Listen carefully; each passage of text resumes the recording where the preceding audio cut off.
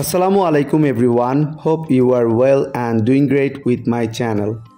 আজকের এই ভিডিওতে আমি আপনাদের সাথে শেয়ার করব একটি অ্যাডভান্স ইংলিশ স্ট্রাকচার। সো ভিডিওটি না টেনে শেষ অবধি দেখুন।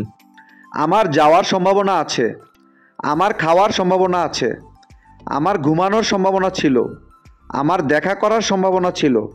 এই প্রতিটা বাক্যে যে জিনিসটা কমন আমরা দেখতে পাচ্ছি সেটা হলো সম্ভাবনা আছে বা ছিল।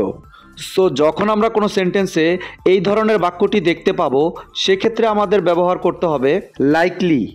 এই টাইপের বাক্যগুলোকে ইংলিশে বলতে হলে সেন্টেন্স স্ট্রাকচারটি হবে সাবজেক্ট প্লাস এম বা ওয়াজ plus likely to plus verb. চলুন তাহলে এই স্ট্রাকচারটি দিয়ে এক্সাম্পলগুলি দেখা যাক। আমার যাওয়ার সম্ভাবনা আছে, I am likely to go, I am likely to go. আমার খাওয়ার সম্ভাবনা আছে, I am likely to eat, I am likely to eat. আমার ঘুমানোর সম্ভাবনা ছিল, I was likely to sleep, I was likely to sleep. আমার দেখা করার সম্ভাবনা ছিল, I was likely to meet, I was likely to meet. I hope এই স্ট্রাকচারটা আপনারা ভালোভাবে বুঝতে পেরেছেন। Now it's your turn. আমার খেলার সম্ভাবনা আছে, আমার খেলার সম্ভাবনা ছিল। এই বাক্যটি ইংলিশে কী হবে আপনারা কমেন্টে লিখে জানাবেন।